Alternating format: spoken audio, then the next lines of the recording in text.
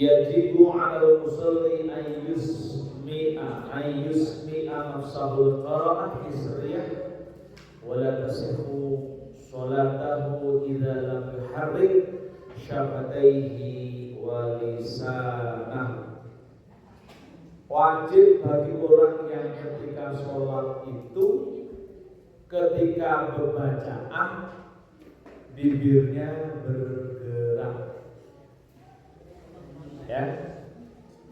Jadi wajib bagi kita semua ketika sholat bacaan bibirnya bergerak. Jadi nggak boleh. Jadi wajib.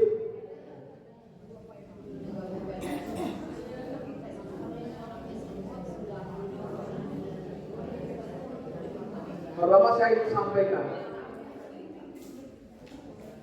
waqra'u ma tayassara minal Qur'an.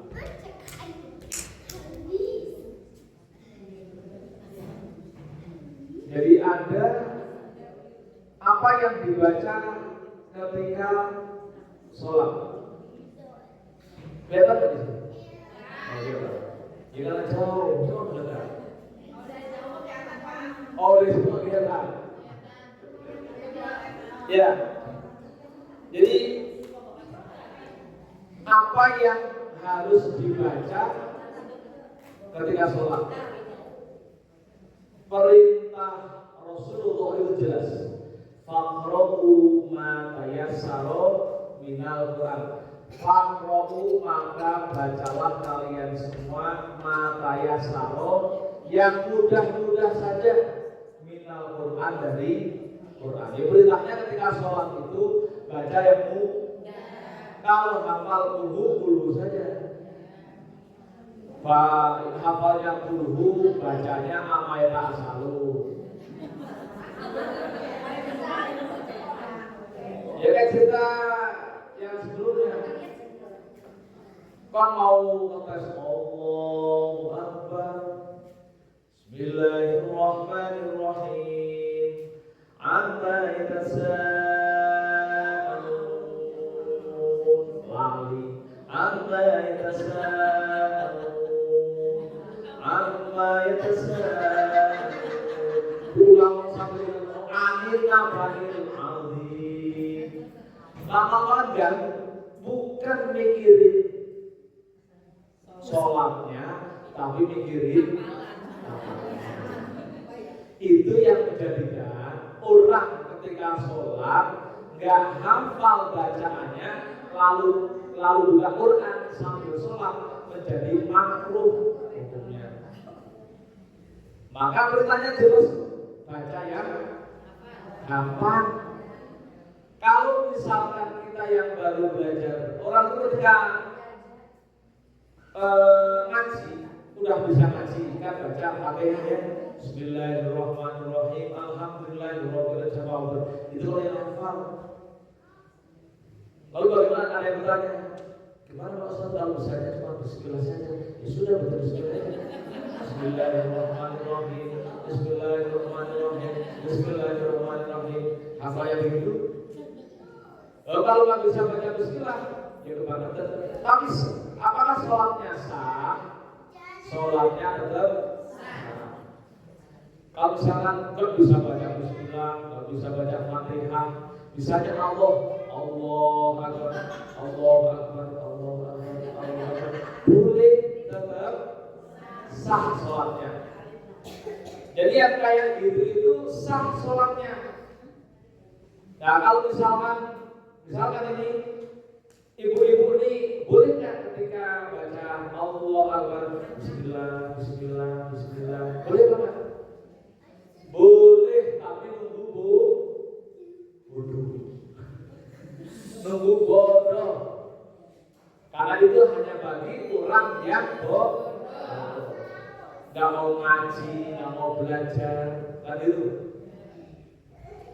Sama dengan orang ketika sholat, yang mampu itu berdiri, nggak bisa berdiri, duduk, nggak bisa berduduk, berbalik, nggak bisa berbalik dan nggak bisa menggerakkan pakai isyarat, tetap sah. Boleh nggak kalian sholat hanya isyarat, pakai isyarat? Boleh, nunggu sakit. Kan gitu. Jadi semua boleh, tapi nunggu kondisi lagi. Kalau kita sehat ya berdiri, sehat berdiri. Tapi kalau misalkan mau kelap-kelip, sholatnya kedip Allah. Boleh, tapi nunggu stroke. Kalau nunggu sehat itu boleh. Sama lainnya. Sama lainnya, membaca Quran itu nggak usah sok-sokan. Sok-sokan. Sering kita melihat banyak orang sholat sok-sokan, mentang-mentang hafal surat, pokoknya potongan surat dari Quran langsung baca. Allahu Akbar. Tabarakalladzī biyadihil mulku wa huwa 'alā kulli syai'in qadir. Wah keren. Alladzi khalaqal mauta wal hayata liyabluwakum ayyukum ahsanu 'amalan. Ahsanu 'amalan. Kan begitu. Karena begini, orang ketika hafal, lalu ketika dibacakan ketika sholat sering lupa, beda hawanya. Saya hafal tuh hampir 3 juz.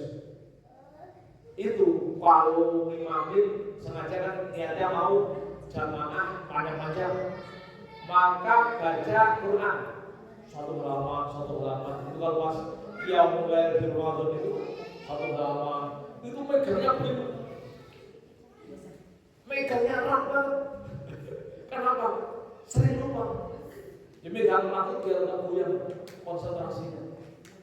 Karena saya sering ketika dia mulai kalau pas Ramadan itu saya baca sekitar 3/4 juz 1. Itu megangnya erat banget. Nggak nyantai kalau udah di luar otak itu. Kalau Allah kalau terus pikir ini habis ini aneh pegangnya. Enggak paham. Tapi sekali lagi orang kalau misalkan membaca sholat kalau nggak hafal lalu kemudian pakai Quran rupanya kan sering nggak lihat orang ketika sholat pakai Quran karena pakai HP. Bismillahirrahmanirrahim. Nanti kalau pas buka halaman selanjutnya, itu makruh. Kalau hafal, ada tren di sebagian tempat begitu, karena pengen panjang-panjang bacaannya, pakai Quran di depan, itu makruh. Jadi yang lebih utama, lebih afdal baca Quran, ya, baca Quran. Malah kemudian dianjurkan. Di hadis itu malah yang diceritakan yang dilarang adalah membaca surat yang panjang-panjang. Malah yang dikasih apresiasi itu adalah yang baca pendek-pendek, terutama Qul huwallahu ahad. Jadi ada cerita begini, ada cerita. Betapa bahkan orang ketika sholat berjamaah suratnya panjang-panjang itu Ibnu Abbas kalau nggak salah atau Ibnu Abbas kalau nggak salah itu sampai kemudian kan bacanya baca surah Al-Baqarah setelah ghairil maghdubi 'alaihim waladdallin amin langsung baca alif lam mim. Makmum kan mikir ini mesti Al-Baqarah nih langsung mikir. Ternyata betul sampai Al-Baqarah sampai selesai sholat itu. Lalu jamaah ngadu sama Rasulullah. Rasul bukan memberikan jempol pada imam yang membaca surah Al-Baqarah. Dimarahin panggil. Ya Ibnu Abbas, afadan. Itu artinya itu kemarahan tinggi gaya Rasulullah. Afadan. Kamu akan menjadikan sholat itu menjadi sumber fitnah, sumber bencana. Kalau di Quran itu nyebut fitnah itu, fatan itu adalah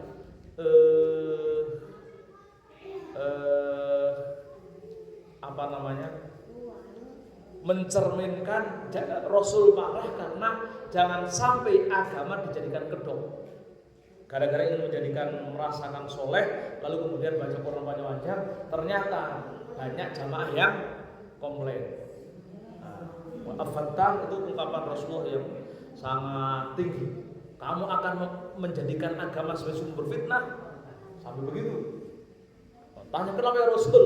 Tanya karena kamu menjadi imam tidak tahu kondisi makmum kamu.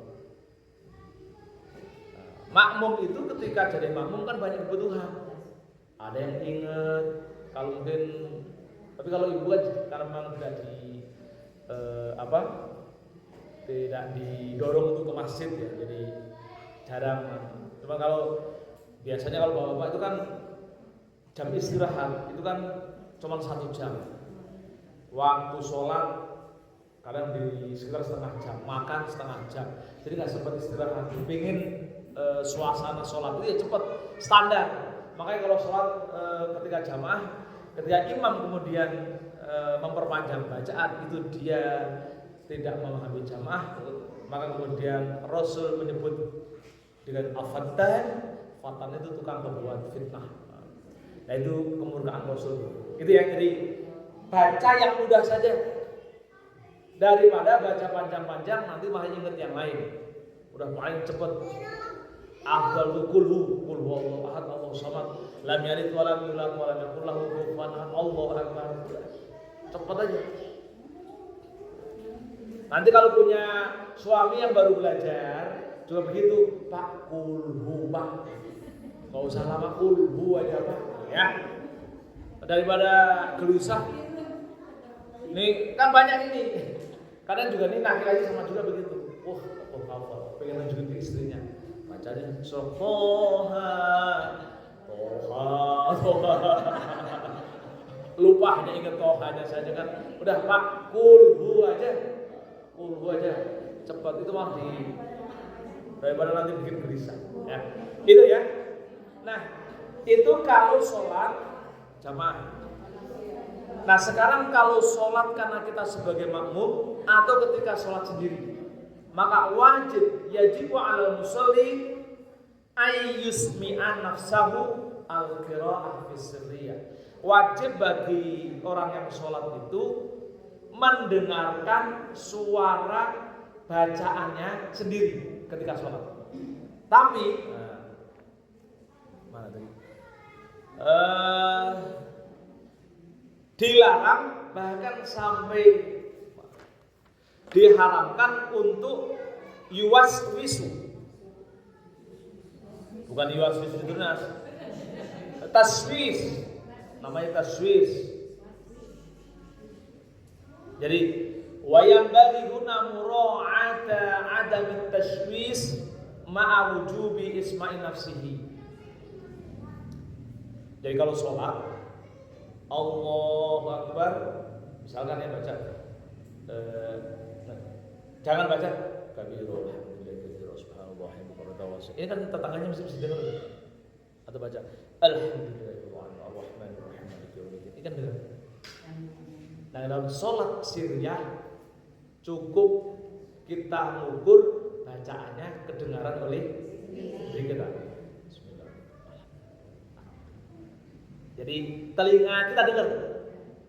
Jangan sampai Allah Akbar. Bismillahirrahmanirrahim. Alhamdulillahirrahmanirrahim. Ada begitu? Sering lihat? Ada kan? Itu namanya taswis. Taswis mengganggu suaranya, mengganggu yang lain. Ya. Jadi itu tidak boleh. Jadi suaranya harus dikerasin sesuai yang kita dengar gitu ya Pak? Suaranya, bibirnya pertama ukurannya berbeda. Suaranya maksimal kedengaran oleh telinga kita. Suaranya gimana coba? Bibir bergerak. Kalau bersuara maksimal hanya didengar oleh diri kita. Jangan sampai ke tetangga. Kayak tadi misalkan karena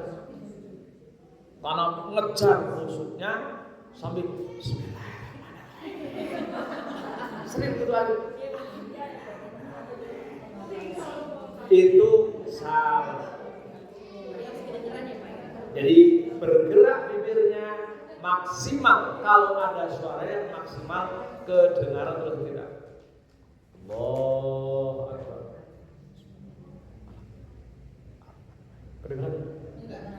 Enggak. Saya dengar. Jadi pokoknya jadi berbibir bergerak, kalau suara jangan sampai taswis. Paham itu ya? Jadi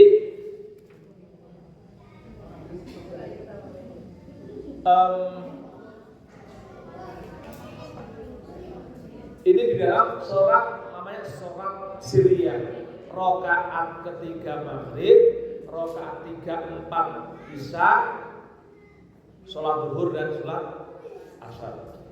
Nah kalau sholat jahriyah itu subuh kan 2 rakaat jahriyah. Kalau dibaca jahar lebih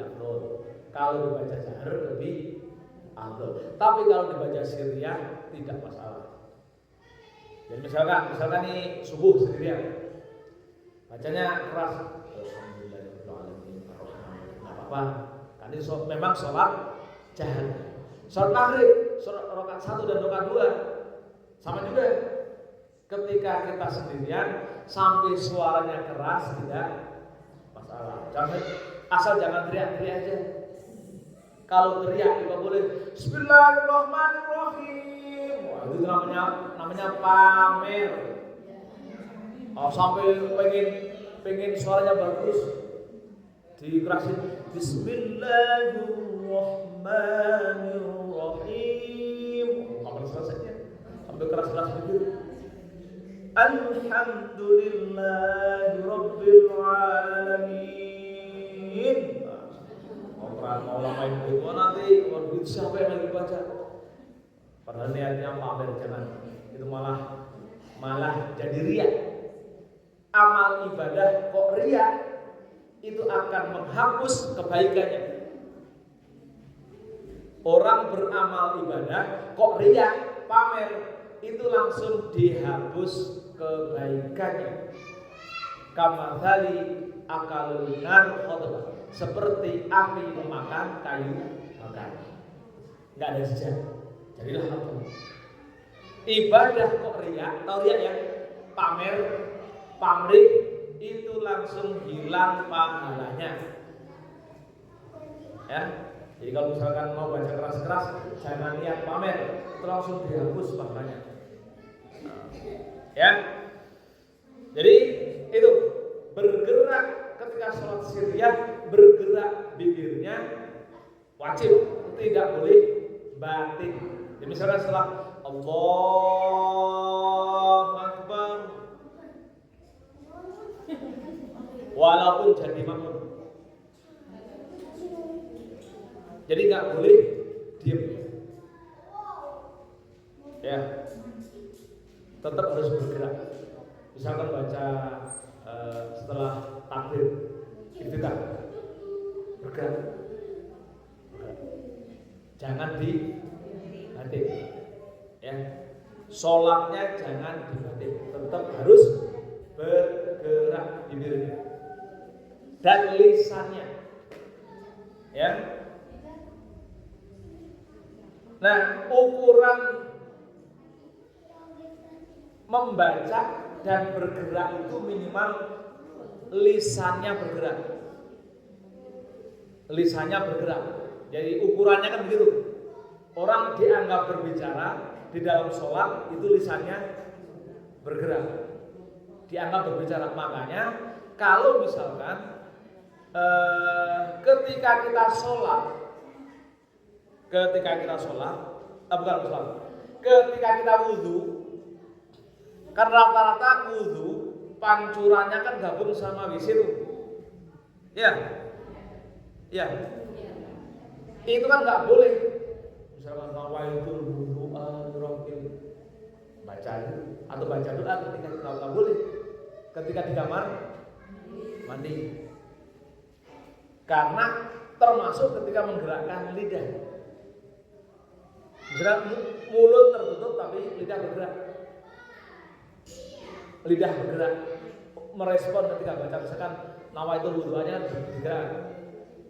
bergerak gitu. Misalkan niat wudu misalkan sambil bibir bergerak, itu tidak boleh karena kamar mandi bukan tempat membaca. Ada yang mempertanyakan kan gimana kalau wudu di tempat kamar mandi, niatnya gimana, baca gimana? Kalau membaca doanya, kalau membaca niatnya itu tidak sampai menggerakkan mulut, boleh. Di dalam hati. Pokoknya jangan digerakkan mulutnya, jangan digerakkan bibirnya, kan gitu. Ya. Sama dengan misalkan lagi nongkrong di WC. Kalau ingat-ingat membaca Quran, ya sebenarnya nggak boleh itu. Membaca Quran misalnya sambil baca Bismillahirrahmanirrahim, Alhamdulillah, sambil ngapalin kan, karena sambil hobi ngapalin itu nggak boleh. Tapi kalau nginget tapi asal tidak sampai menggerakkan apa namanya bibir atau lidah, tidak kena dosa. Tapi kita nggak usah berpikir ngapalin Quran di kamar mandi ya, apalagi ketika nongkrong, jangan. Itu tempat yang tempat yang buruk untuk membaca. Sama ketika wudu, ketika baca niat jangan sampai menggerakkan bibir kalau kamar mandi kita berada di kalau tempat wudu kita berada di WC, menyatu dengan toilet. Itu ya. Nah, sama juga nanti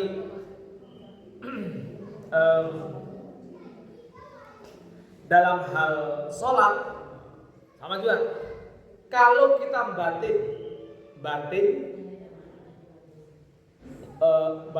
ngomongin orang, lalu diikuti dengan gerakan mulut sambil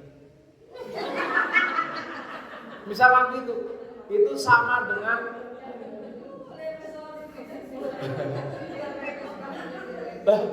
sambil sholat kok sempet-sempetnya ngomongin orang itu namanya. Tapi ada juga begitu, karena mungkin saking keselnya gitu. Udah imamnya lama. Sampai kan ada juga ini imam dibatin, tapi ada ekspresi bibir batal sebabnya. Sama dengan bicara menyampaikan omongan di luar bacaan sholat. Oke ya. Jadi hati-hati ini. Batin diikuti dengan gerakan bibir, lisan, lalu sampai ke lisan saja sudah dianggap ngomong, apalagi sampai menggerakkan bibir yang ekspresi monyong lah, yang merot lah, itu sudah dianggap ngomong. Padahal dalam sholat harus pakai isinya adalah harus zikir. Jangan sampai ada huruf-huruf yang keluar selain zikir ya.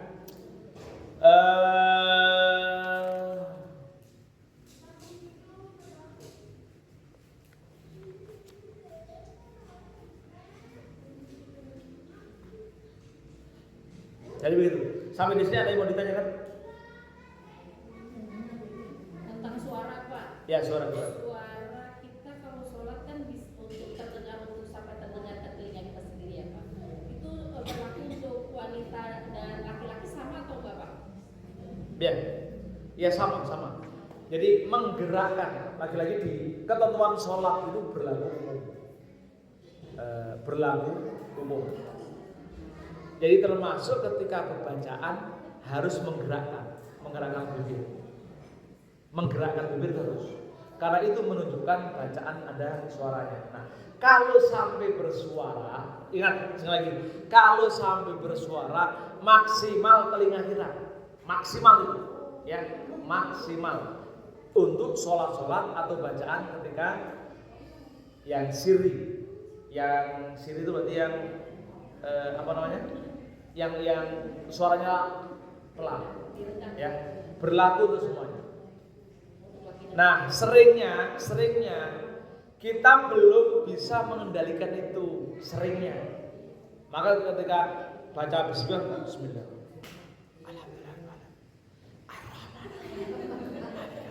Seringnya begitu, seringnya belum bisa mengendalikan. Ya nggak tahu entah niatnya apa, jangan-jangan juga niatnya oh saya udah pintar baca Quran. Setelah amin, sengaja kan panjang. Bismillahirrahmanirrahim. Amin oh, sebelahnya bacaannya keren, pas sampingnya Bismillahirrahmanirrahim. Wah sampai pameran. Itu namanya pamer bacaannya. Ya, jadi sirnya sekali lagi wajib gerak kalau sampai bersuara maksimal apa? Telinga sendiri.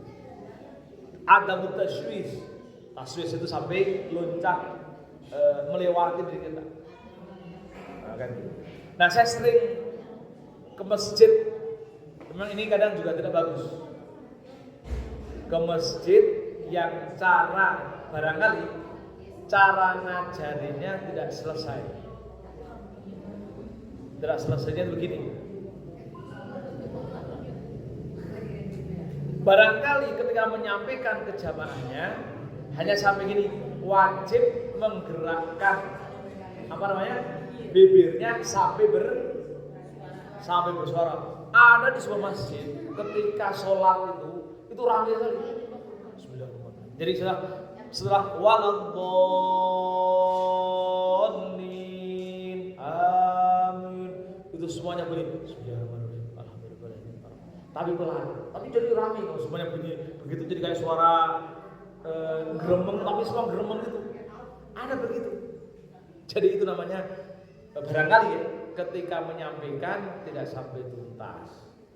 Kan batasannya kan begitu. Jangan sampai melampaui dirinya, suara itu terdengar. Akhirnya suaranya begitu. Coba mungkin kalau suatu saat itu mungkin akan banyak Anda dapati di masjid-masjid kampung yang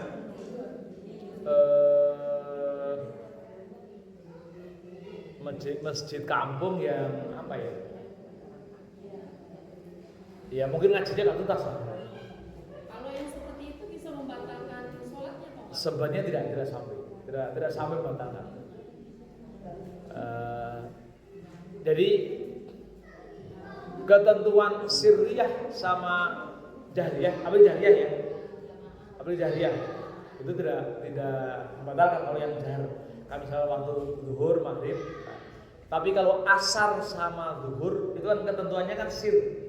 Ketentuannya memang sir diam. Nah, bagaimana kemudian kalau misalkan ketika sholat zuhur itu dijaharkan, sholat zuhur dikeraskan, boleh tapi tidak afdol.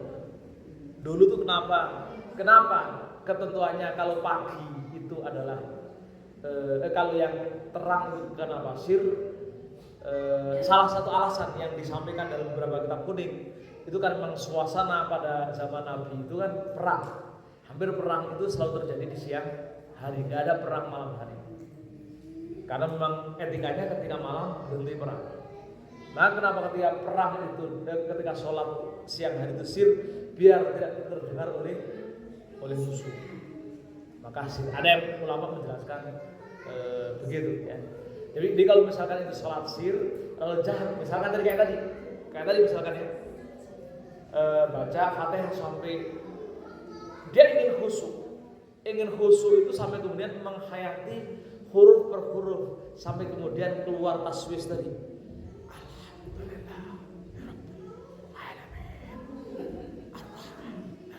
Itu juga tidak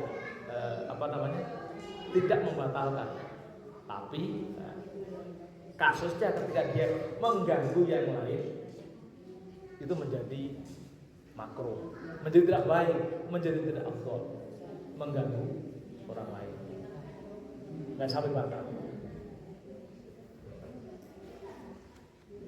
Jadi kan gini, satu lagi, seluruh ibadah yang menyertai di dalam sholat ketika itu masuk atau disebut afdoliyat keutamaan atau sunat, tidak ada riwayat para ulama yang meninggalkan kesunatan-kesunatan itu. Karena saking afdholiyatnya di dalam sholat itu jangan sampai ditinggalkan. Hatta bilang amin. Amin itu tidak ada riwayat ulama menganjurkan untuk meninggalkan. Bahkan ketika dia baca misalkan ya, imam setelah membaca Fatihah, ghairil maghdubi alaihim waladdallin. Kita baru alhamdulillah terus ini wajah amin, kita ikut kan jadi meski baru ini wajah tuh amin dihentikan. Kita membaca ketika kita membaca misalkan doa iftitah di tengah-tengah dengar imam waladdallin amin, kita mengikut langsung nyaut juga amin. Setelah amin baru ini wajah teruskan doa iftitahnya. Saking sunat di dalam sholat tidak elok kalau ditinggalkan. Maka tadi kalau misalkan sirriyahnya adalah afdol di dalam sholat, maka jangan sampai kemudian kita nggak keren sirriyah, kerasin aja deh. Nah itu berarti dia meninggalkan afdoliyah, meninggalkan kesunahan dalam sholat. Bayangkan sampai amin saja para ulama mencatat, menjelaskan, walaupun ketika makmum membaca doa iftitah di tengah-tengah imam waladdallin, dianjurkan untuk kita berhenti lalu mengikuti bareng membaca amin. Amin. Kan gitu. Jadi itu ya. Jadi jangan mentang-mentang tidak batal lalu dikerasin. Itu namanya menghilangkan afdholiyah. Kayak misalnya tadi, seluruh zikir di dalam sholat kan nggak dibaca, nggak apa-apa, nggak batal. Karena kita sholatnya pengen gaspol, cepet, Allah Akbar, jelit kan, nggak usah dibaca semua. Sah, tapi dia meninggalkan afdholiyah, meninggalkan yang sunat, gitu ya. Maka seluruh bacaan dan seluruh aktivitas sunat-sunat dalam sholat jangan sampai ditinggalkan kalau mampu. Contoh yang terakhir misalkan salam ya. Salam imam, salam itu afdholiyatnya adalah setelah salam kedua. Jadi kalau misalkan imam assalamualaikum warahmatullah, jangan langsung dijawab. Afdholiyatnya setelah salam kedua baru kita jawab. Saya ini sudah berkali-kali menyampaikan jamaah saya ketika juga. Ketika imam assalamualaikum warahmatullahi wabarakatuh, assalamualaikum warahmatullahi, tetap aja assalamualaikum. Lalu udah boleh balik ngaji. Afdholiyatnya setelah salam yang kedua. Pak, kalau bacaan amin untuk wanita bersuara kedengaran boleh Pak? Apa? Untuk wanita ketika membaca amin tuh suaranya Boleh. terdengar boleh? Boleh. Pokoknya asal jangan melampaui batas. Ya amin. Amin. Dia jangan. Kan begitu kan sering begitu. Udah keras-kerasan sama anaknya. Ya. Yang penting biasa, yang penting ada batas kenormalan. Batas kewajaran. Wajarnya seperti apa? Saya kira kalau perempuan teriak-teriak enggak wajar. Wong kita manggil-manggil, "Weh, sini, Pak." Itu enggak pantas. "Sini ngerujak." Itu enggak pantas. Suara perempuan kan begitu. Ini udah, Pak Soboyo. Itu enggak pantas melewati batas kewajaran. Yang deket, "Pak, ayo ngerujak." Ayo teriak-teriak.